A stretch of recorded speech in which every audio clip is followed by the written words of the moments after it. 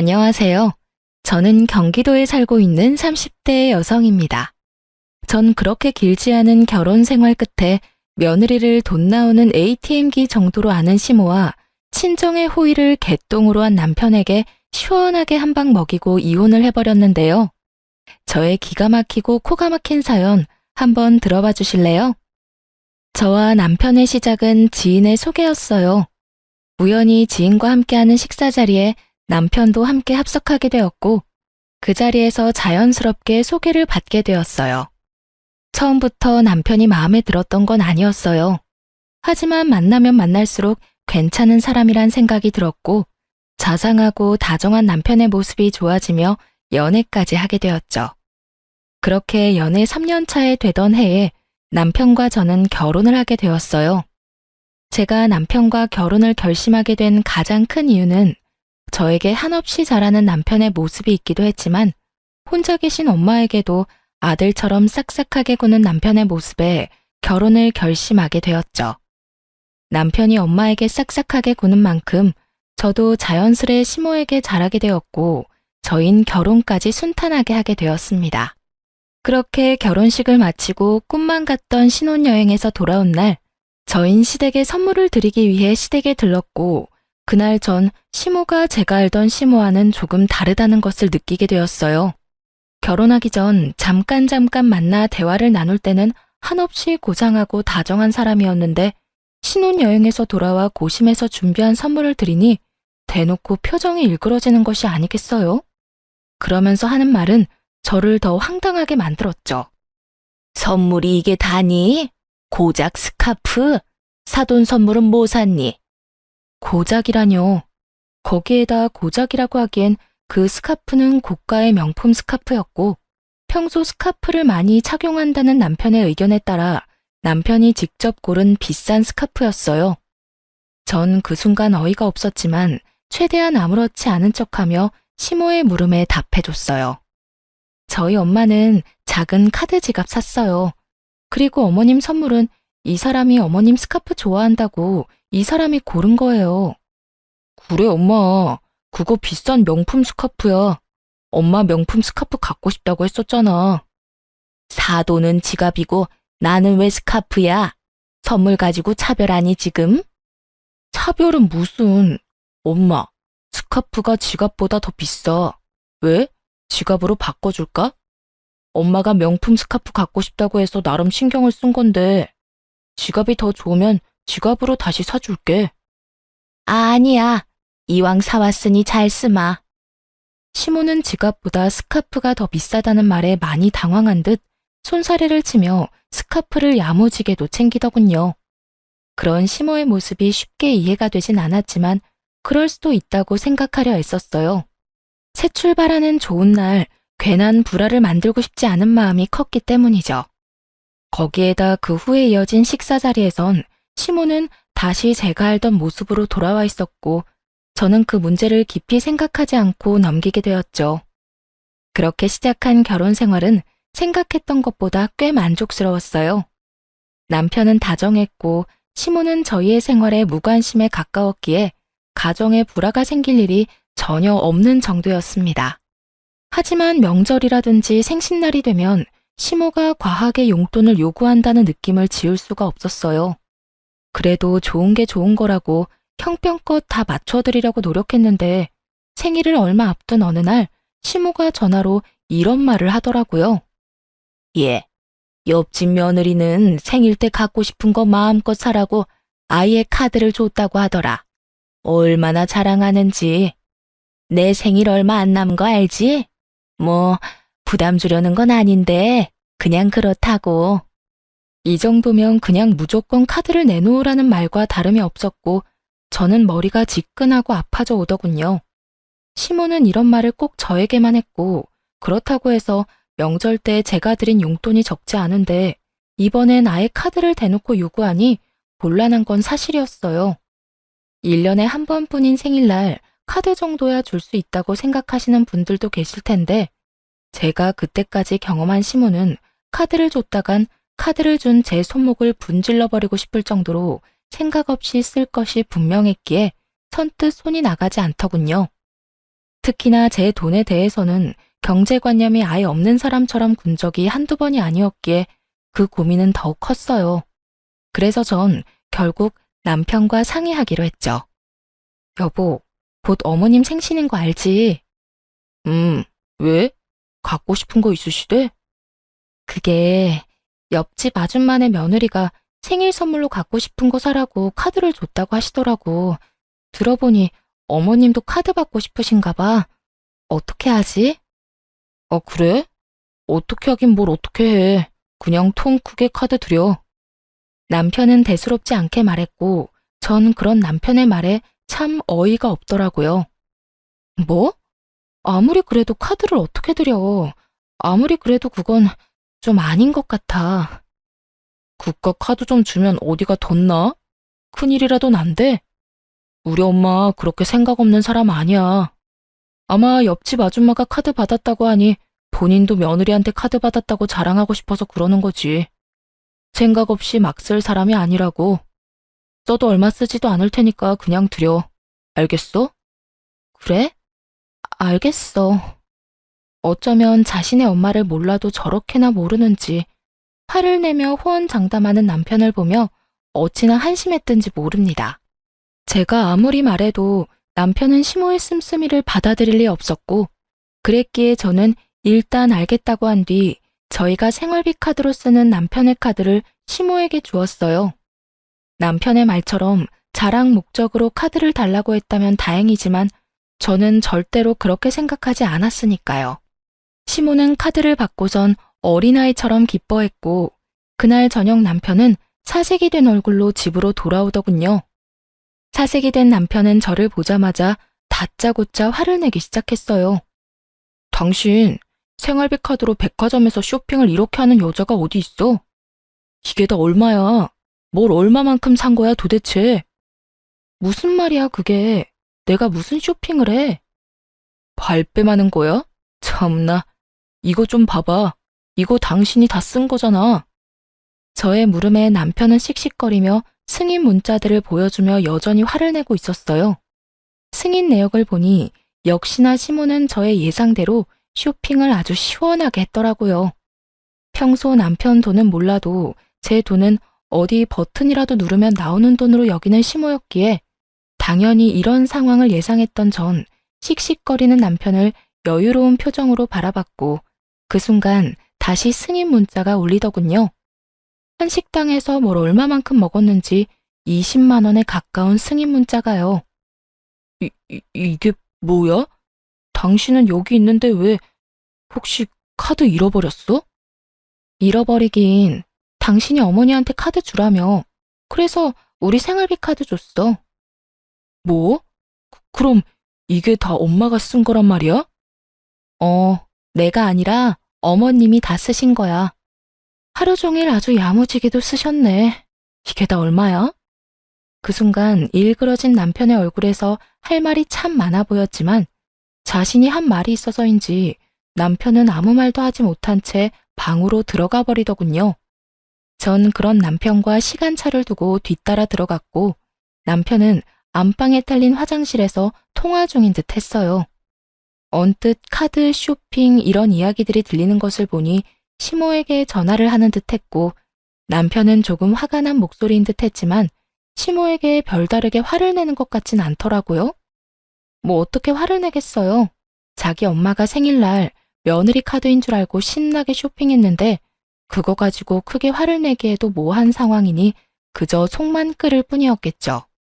그렇게 통화를 끝낸 남편은 잠이 들 때까지 말 한마디 걸지 않았고 저 역시 그런 남편을 그냥 내버려 두었어요. 다음날 회사에 출근해서 일을 하고 있으니 화가 잔뜩 난 시모에게서 전화가 오더군요. 얘, 너 진짜 애가 왜 그러니? 내가 네 카드 달라고 했지 언제 내 아들 카드 달라고 했어? 아, 그거요. 어머님이 저번에 카드 달라고 한 거 그 애한테 말했더니 형식상 옆집에 자랑하고 싶어서 카드를 달라고 했을 거다. 절대로 생각 없이 막 쓰실 분이 아니다. 라고 하길래요. 그렇다면 아무 카드나 상관없다 싶어서 생활비 카드로 드린 건데 무슨 문제가 있나요? 아무것도 모르는 척 낭창하게 답하는 제 대답에 시모는 할 말을 잃은 듯 거친 숨소리만 들리더군요. 저는 거기에서 멈추지 않고 정말로 아무것도 몰라서 묻는다는 듯 말을 이어나갔어요. 설마 어머님 막 쓰신 건 아니죠? 그이가 어머님은 그렇게 몰상식하게 자식들 카드로 사치 부리는 사람이 절대 아니라고 저한테 호언장담했거든요. 그럴 리가 있니? 그냥 물어본 거다. 보니까 우리 아들 카드길래 그냥 물어본 거야. 아, 그러셨어요? 그래서 어머님도 옆집 아주머니께 자랑 좀 하셨어요? 그래. 아주 실컷 자랑했어. 그럼 끊으마. 시모는 짜증 가득한 목소리로 전화를 끊어버렸고, 이로써 저는 시모가 제 생각과는 전혀 다른 사람이란 걸 확실하게 알게 되며 시모와 거리를 두며 지내게 되었어요. 시모와 거리를 두고 지내니 남편과의 관계도 나빠질 일이 없었고 나름 화목한 하루하루를 보내고 있었죠. 그러던 어느 날 전 하루 연차를 내고 친정에서 시간을 보내기로 했고 엄마와 밥도 먹고 오랜만에 휴식을 취하며 엄마가 휴대전화에 깔아달라고 했던 앱들을 깔고 있었어요. 그런데 그때 입금 알림이 울렸고 그 순간 제 두 눈을 의심하고 말았죠.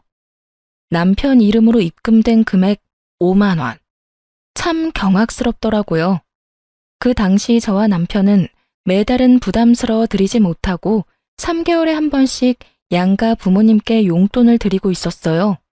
친정은 남편이, 시댁은 제가 드리고 있었는데 암묵적으로 정해진 금액이 30만 원에서 50만 원이었던 터라 저는 그렇게 드리고 있었는데 남편은 달랑 5만 원이라니 황당할 수밖에요. 전 그 자리에서 그간 입금 알림 문자들을 살펴보았고 남편 역시 처음엔 저와 비슷하게 보내다가 지난 1년 가까이는 5만 원을 보냈더군요. 5만 원이라니 저희 엄마를 무시하는 것도 정도가 있지. 이 정도면 그냥 보내지 않는 것이 더 낫지 않나요? 아무리 형편에 맞게 드리는 용돈으로 성의 표시라도 한다는 것이라지만 몇 달 뒤에 있는 자기 부모님 결혼기념일 기념으로 해외여행을 보내드린다고 큰돈을 들여 비행기 티켓부터 숙소까지 예약했다는 것을 뻔히 아는 상황이라 더욱 화가 나더군요.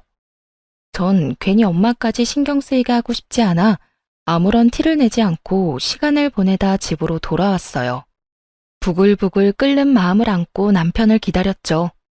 퇴근한 남편이 돌아오자 저는 현관문에서부터 남편에게 따져 물었죠. 당신 진짜 너무한 거 아니야? 다짜고짜 너무하다니 무슨 말이야? 알아들을 수 있게 말해줘야지. 나 다 알고 있어. 당신 근 1년 동안 우리 엄마한테 용돈 5만 원씩 보냈더라. 우리 엄마가 거지야? 5만 원이 없을까봐? 그럴 거면 차라리 보내지 말았어야지. 난 매번 당신 집에 적을 땐 30만 원, 많을 땐 50만 원씩 드리는 거 뻔히 알면서 뭐 5만 원? 지금 장난해? 우리 집이 그렇게나 만만하게 보였어? 애초에 양갓집에 3달에 한 번씩 용돈 주자는 사람도 당신이었잖아. 이러려고 용돈 주자고 했어? 아니, 그게 아니라 당신도 알잖아. 우리 엄마가 그때 생활비 카드로 쇼핑도 과하게 하기도 했고 이번에 부모님 결혼기념일에 여행 보내드린다고 돈도 많이 쓰기도 해서 여유가 없었어. 그걸 말이라고 해? 그럴 거면 아예 보내질 말든가 나한테 말하든가 했어야지. 애들 용돈 주는 것도 아니고 3달에 한 번, 그것도 당신이 그렇게 하자고 해서 드리는 용돈인데 그걸 딸랑 5만 원을 보내는 게 말이 된다고 생각해?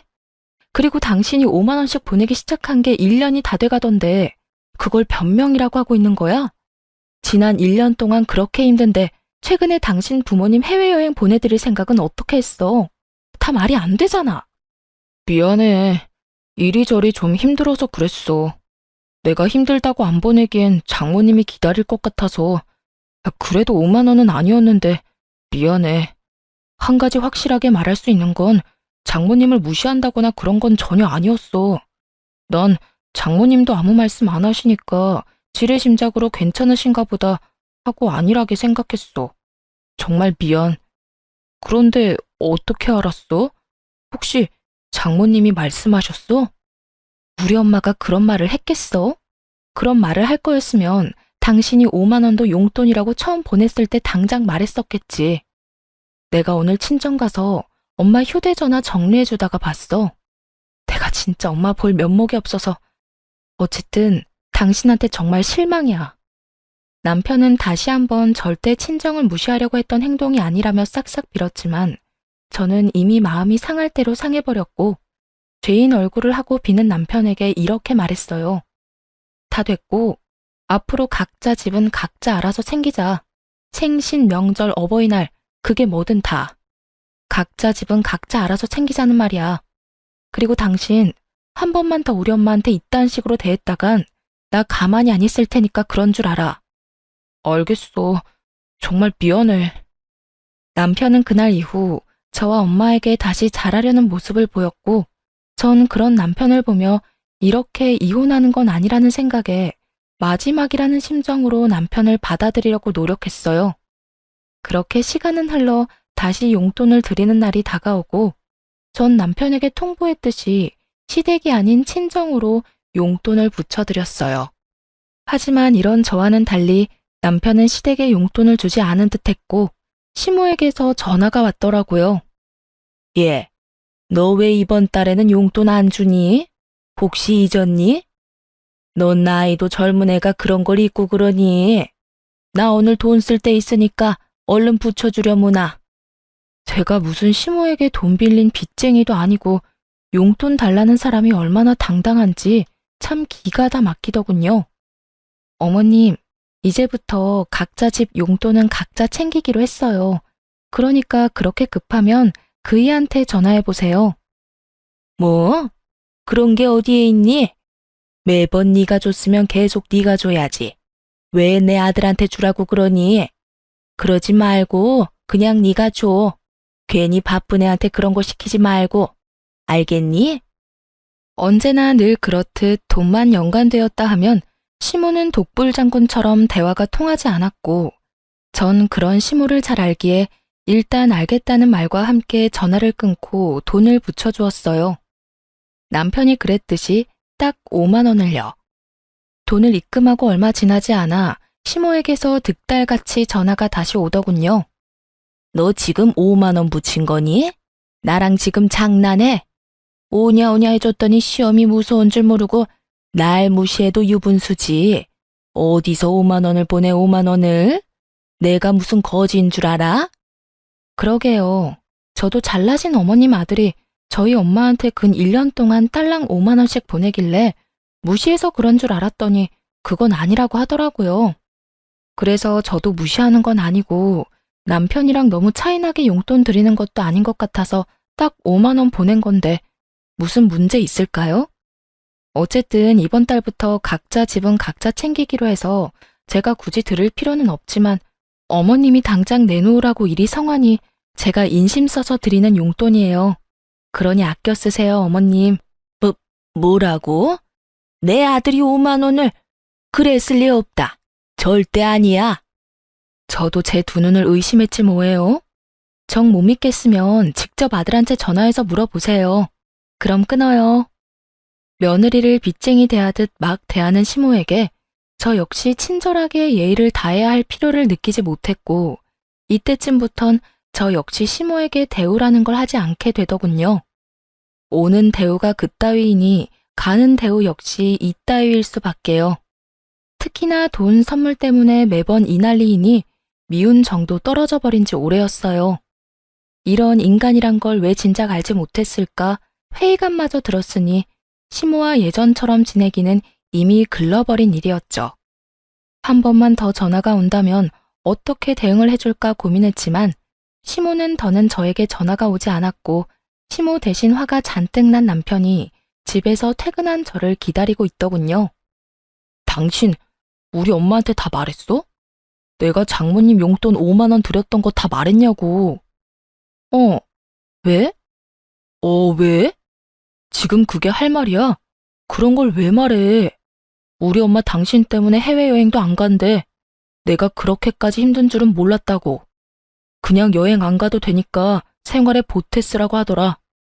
왜 그런 소리를 해서 엄마 아빠 여행도 못 가게 만들어? 왜 무능한 아들을 만드냐고? 어쩔 거야?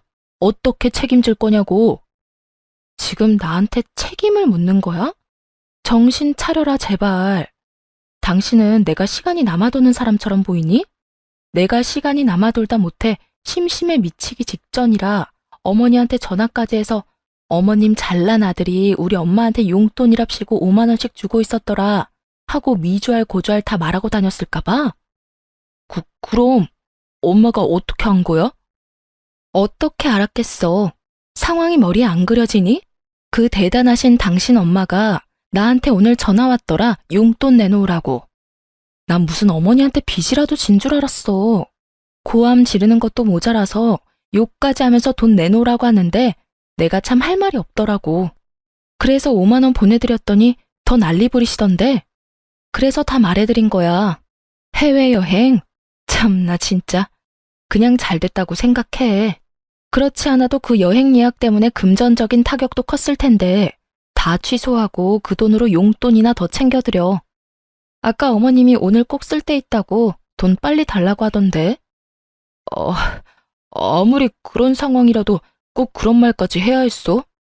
그리고 그런 상황이면 나한테 말해서 용돈 드리라고 하면 되지.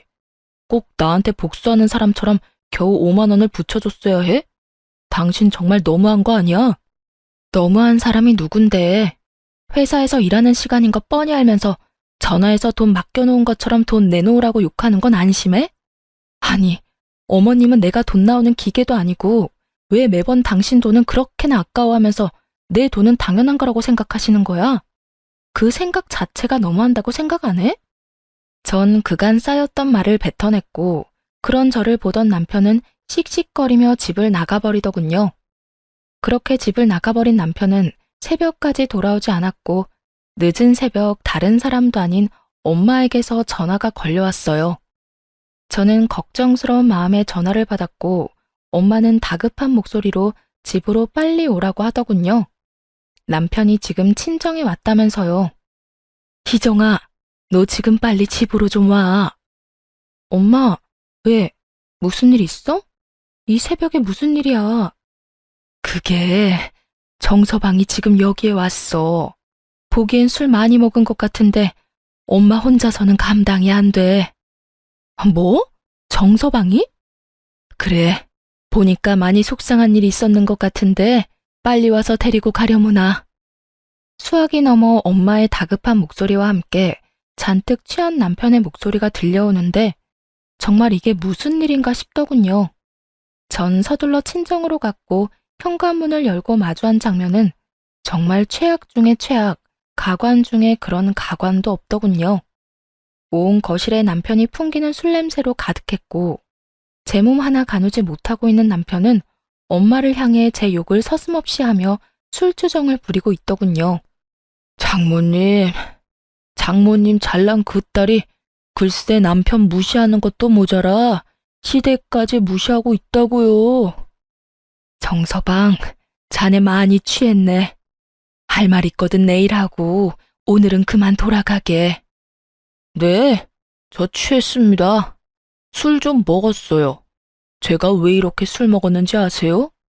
글쎄, 오늘 우리 엄마한테 5만 원을 보냈다네요. 어쩌면 그럴 수가 있냐고요. 제가 5만 원 보냈다고 자기도 5만 원 보냈대요, 글쎄. 이게 말이나 되나요? 친정이랑 시댁이 같냐고요. 저 여자 아주 몹쓸 여자예요. 남편의 주정이 계속되는 사이 엄마는 머리를 부여잡으며 곤란해했고 전 할 수만 있다면 남편의 입을 찢어버리고 싶을 정도로 화가 끓어오르고 있었어요. 그야말로 남편이 개가 된 모습을 보는데 전 어떤 말도 섞고 싶지 않더라고요.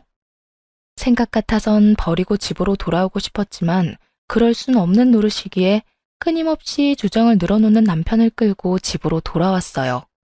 그 후 남편과는 말도 섞지 않으며 이혼하기로 결심을 굳혀가고 있었어요. 다음 날 술이 깬 남편은 저에게 어떤 사과의 말도 하지 않더라고요.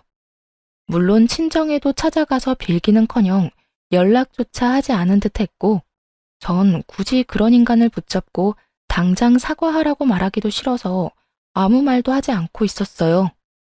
건성건성 시켜서 하는 사과 해봤자 뭐하며 받아봤자 뭐하겠어요? 반성도 없고 변하는 것도 없을 텐데요. 그렇게 저흰 돌이킬 수 없는 관계가 되어가고 있었습니다. 그러는 와중 시모의 생일은 다시 다가왔고 시모에게 전화가 왔더군요. 아가, 조금 있으면 내 생일인 건 알지? 네, 잘 알고 있어요.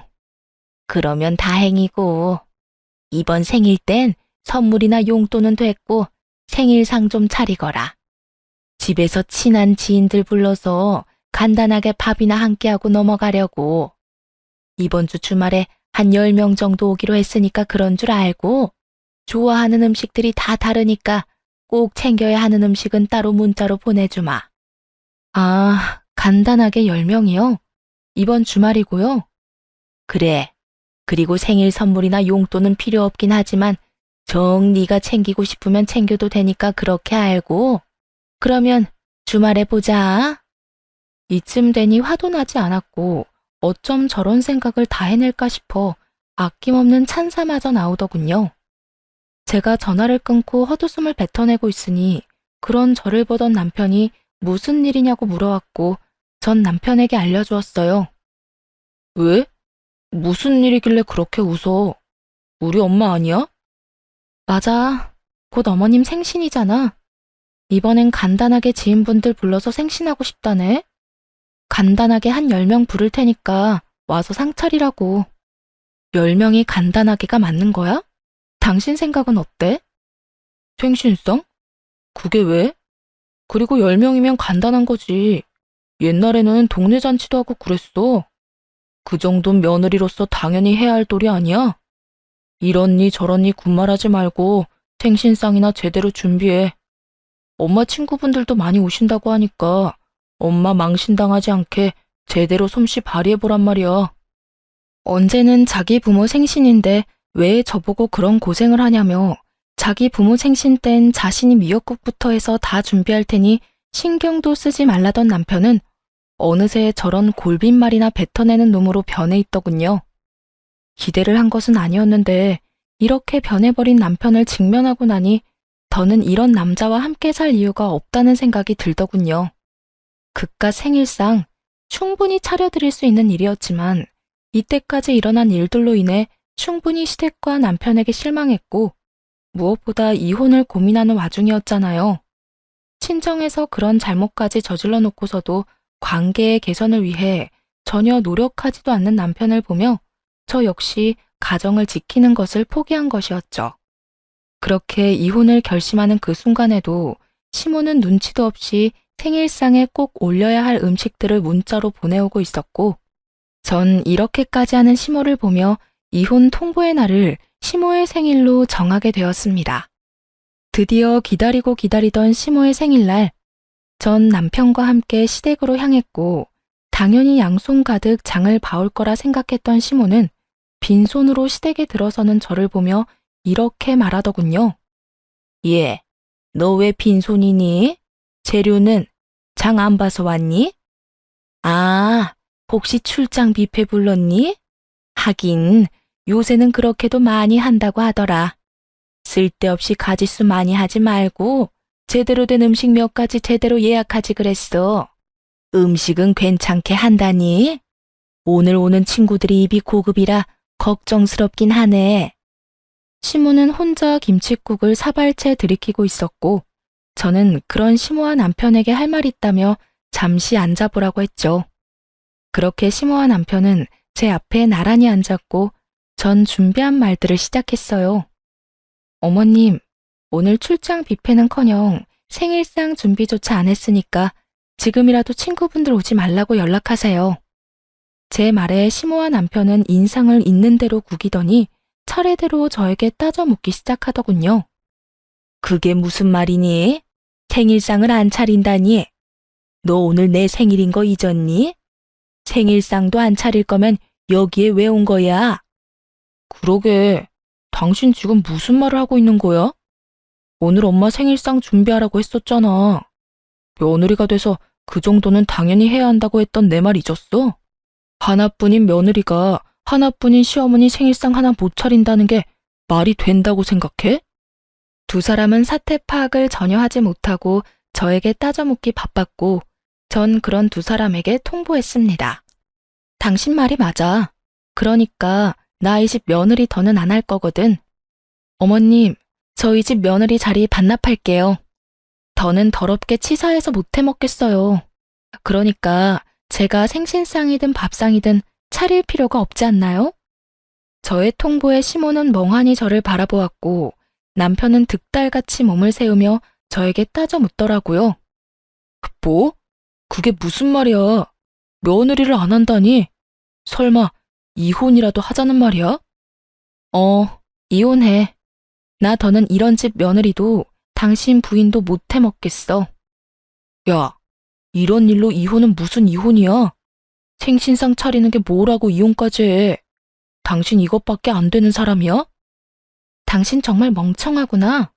내가 이까지 생신상 때문에 이혼까지 하겠어? 그러면 도대체 왜 이혼까지 하자는 거야? 이걸 모르니까 이혼하자는 거야.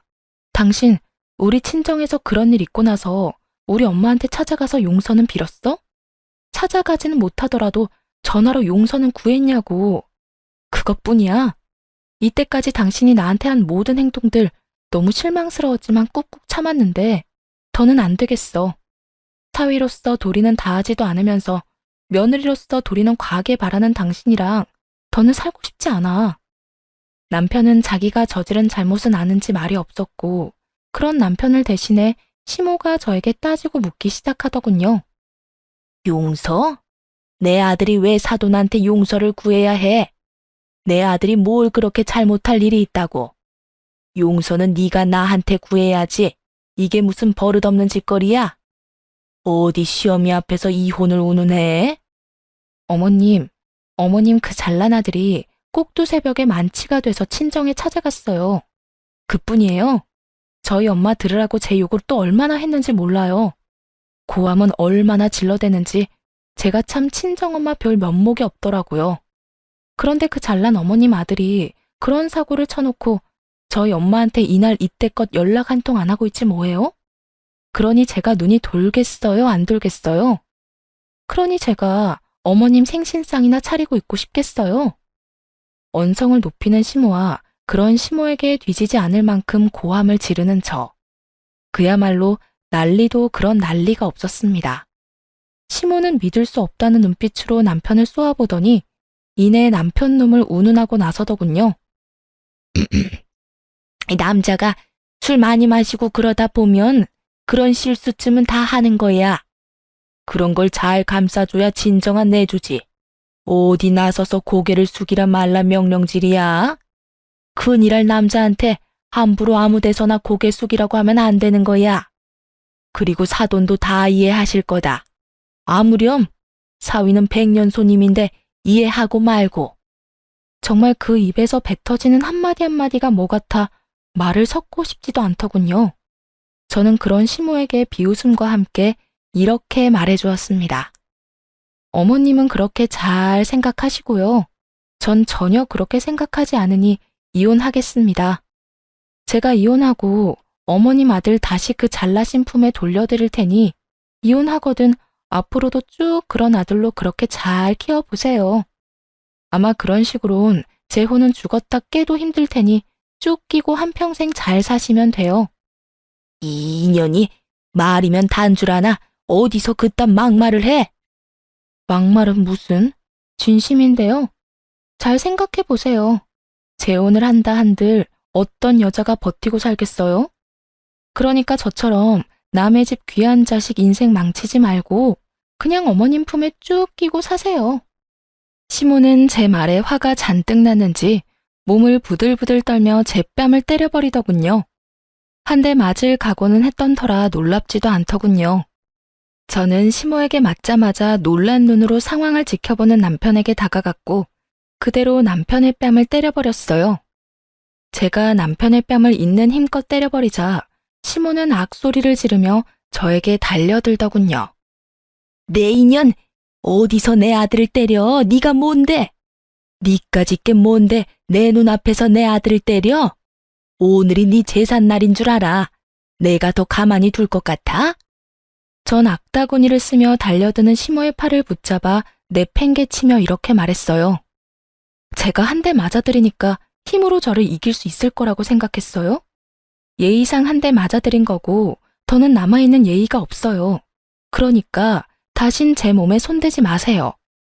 시모는 남편의 옆으로 고꾸라졌고 전 그런 두 사람에게 이렇게 말했어요.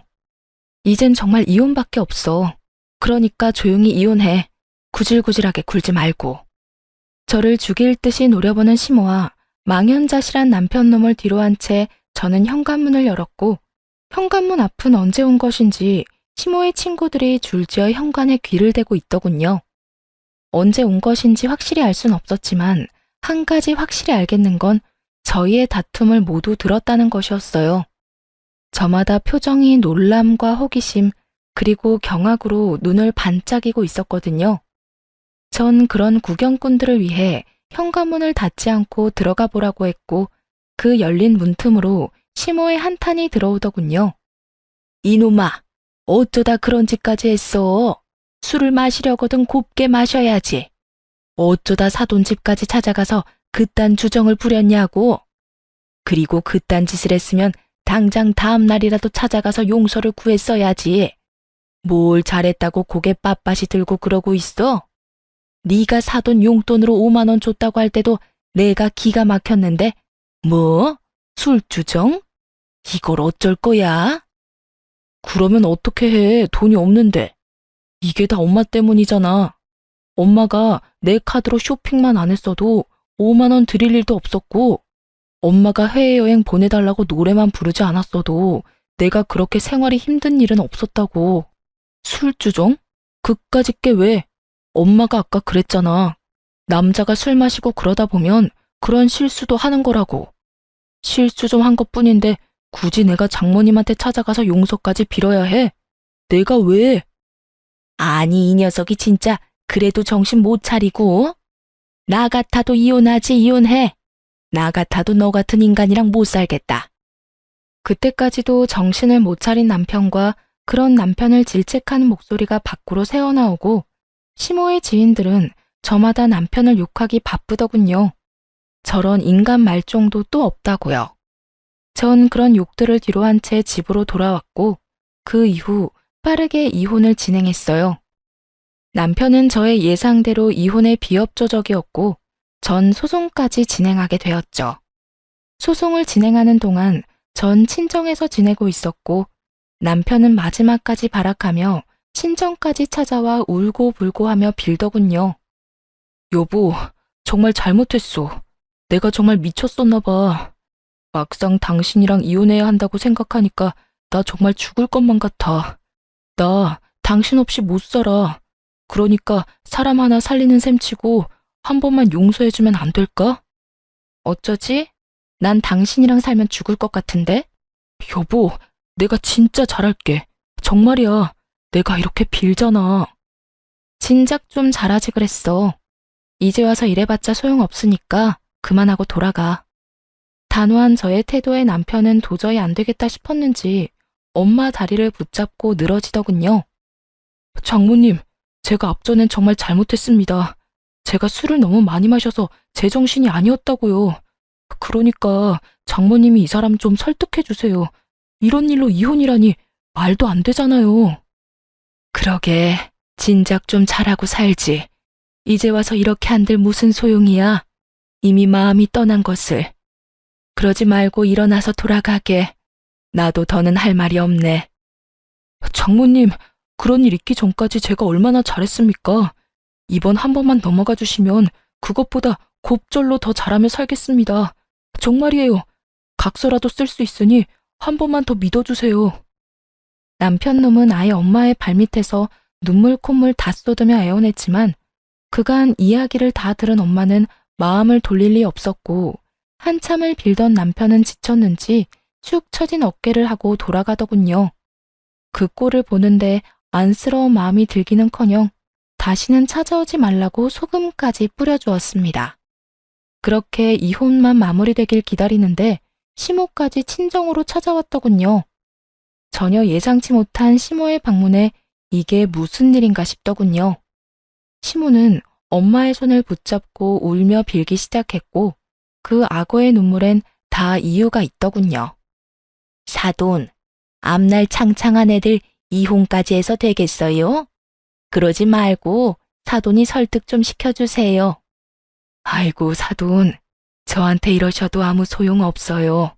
이미 마음이 떠났더라고요. 마음은 떠났는데 몸만 붙잡고 살라고 할 수도 없는 노릇이고, 그냥 이혼하는 게 애들 앞날을 위해서도 좋은 일 같아요. 사돈, 저 좀 살려주세요. 저도 그렇게 생각하고 그냥 이혼시키려고 했습니다. 그런데 바깥 양반이 모든 걸 알고 난리가 났습니다. 며느리 맘 안 돌려놓으면 저도 제 아들도 가만두지 않겠다고요.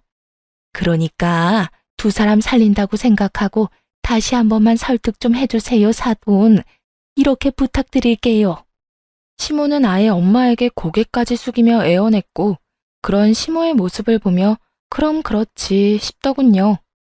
아들이 뻔히 잘못한 걸 다 알면서도 제 앞에서 아들 편만 들던 시모가 저렇게 갑자기 고개를 숙이고 들어올 리가 없었으니까요. 평소 집안일은 시모에게 믿고 맡기는 시부는 가정 내에서 이런 일이 일어나는지도 몰랐을 테고, 믿고 맡긴 결과가 아들의 이혼이라니 화가 머리끝까지 난 것이었겠죠. 거기에다 시모의 생일날 모인 지인들은 시부도 아는 지인들이었으니 시부의 귀에 이혼 사유가 들어가고도 남았을 테고요. 화를 잘 내지 않는 대신 한번 화를 내기 시작하면 끝장을 보고야 마는 시부의 정성을 잘 아는 저였기에 시모의 저 자세가 이해되고도 남더군요. 시모는 계속해서 엄마에게 매달리고 있었고, 다른 사람도 아닌 시모가 그런 식으로 나오니 엄마도 남편에게만큼 강경하게 대응하지 못하고 있더군요. 전 그런 시모의 손을 휙 뿌리쳐주곤 이렇게 말했어요. 이제 와서 이래봤자 아무 소용없어요. 마음 약한 우리 엄마한테 울고불고 하면 어떻게 될 줄 아셨나 본데, 이혼하는 당사자는 저예요, 저. 우리 엄마가 아니고요. 아가, 내가 정말 잘못했다. 네가 한 번만 마음 돌려주면 앞으론 너희한테 연락도 하지 않으마. 집안 행사에도 네가 오고 싶지 않다면 오지 않아도 되고, 그까짓 용돈도 안 줘도 돼. 그냥 내 아들이랑 살아만다오. 응? 왜 잘못을 저지른 것들은 뒤늦게 후회하는 척을 하며 악어의 눈물을 흘려대는지 모르겠더군요. 그러게 진작 잘하지 말이에요. 저번 머리채를 잡으려던 그 순간과는 180도 다른 모습으로 저희 앞에 엎드렸고, 전 그런 시모에게 이렇게 말했어요. 저는 어머님 아들이랑 1분 1초 같이 살아만 주는 것도 싫습니다. 그러니까 이만 돌아가 주세요. 계속 이러면 제가 끌어낼 수밖에 없어요. 이 인연이 뭐? 끌어내? 네가 감히 누굴 끌어내? 누군 니까지 년이 예뻐서 이런 줄 알아? 나도 그 영감탱이 아니면 여기서 이러는 일도 없었어. 당장 이혼시키고 새 장가 보내면 되지. 이혼이 여자한테나 흠이지 남자한테도 흠인 줄 아니? 남자는 얼마든지 처녀한테 장가 갈 수 있다고. 그리고 사돈도 그러는 거 아닙니다. 사람이 이렇게 빌면 말이라도 그렇게 해본다고 하면 어디가 덧납니까? 얘가 누굴 닮아서 이리도 독한가 했더니 다 사돈 피었나 보네요. 시모는 마지막 발악에 가까운 막말을 쏟아내고 있었고, 전 그런 시모를 끌어내며 이렇게 말했어요. 아줌마, 여기 와서 행패 부리지 말고 당장 나가세요. 한 번만 더 찾아오면 경찰에 신고할 테니 그런 줄 알고요. 그리고 오늘 와서 이렇게 행패 부린 거 아버님께 전화해서 다 말할 테니 그렇게 아세요. 질질 끌려 쫓겨난 시모는 굳게 닫힌 현관문 앞에서 한참이나 난동을 부려댔고, 제가 부른 경찰분들이 오고 나서야 시모는 집으로 돌아갔습니다. 그렇게 두 사람은 찾아오지 않았고, 전 소송에서 이기며 시모와 남편에게 위자료를 받고 이혼하게 되었어요. 이혼이 확정되는 당시 전 남편의 몰골은 거의 폐인에 가까웠고, 그 모습을 보는데 참 통쾌하더군요. 저딴 인간 때문에 망친 제 인생이야. 앞으로 제가 열심히 행복하게 잘 살면 회생이 될 테지만 그 인간은 회생이 불가능해 보였어요. 이혼과 동시에 전 번호도 바꿔버리고 회사도 이직해 전 남편과 전 시댁의 소식은 듣지도 전하지도 않고 살고 있어요. 가끔 이혼 후 전 시모와 전 남편이 전 시부에게 정말로 쫓겨는 났을까 문득 궁금해질 때도 있지만 굳이 알아서 뭐 하겠어요. 이미 끝난 인연이고 더는 그런 인간들 이야기로 귀를 더럽히고 싶지도 않은걸요. 전 이직한 회사에서 잘 지내고 있습니다. 그 지옥 같은 결혼 생활에서 탈출한 지도 5년이란 시간이 다 되어가고 현재는 남자친구도 있어요. 제가 이혼한 지 3년이 지났을 때 회사에서 만난 남자로 제가 언제나 늘 최고고 제일 예쁘다고 해주는 제 눈엔 세상 누구보다 멋진 남자예요. 한번 크게 대인 상처가 있어서 그런지 아직까지 결혼 생각은 없긴 하지만 사람 일은 또 모르는 일이지 않나요? 그래서 무조건 아니다, 안 된다 생각하지 않고 마음을 열고 천천히 알아보려고요. 이로써 저의 긴 사연도 끝이 났어요. 어떠셨나요? 답답하신 분들도 통쾌하다 하신 분들도 계셨을 것 같아요. 결혼 생활을 시작할 당시 전 남편을 위해서라도 시댁과의 관계를 원만하게 유지하고 싶었고 그랬기에 더욱 그러려니 하며 노력하고 살았습니다. 하지만 시간이 지나 지금 생각해보니 제가 잘못 생각했던 것 같아요. 아닌 건 아니고 옳은 건 옳은 건데 말이죠. 혹시나 저처럼 시댁의 과한 요구에도 가정을 지키기 위해 참고 인내하며 사시는 모든 아내분들, 부디 우리 할 말은 적당히 하고 살아요. 그러면 저는 이만 물러가 볼게요. 긴 시간 함께 해주셔서 너무 감사합니다.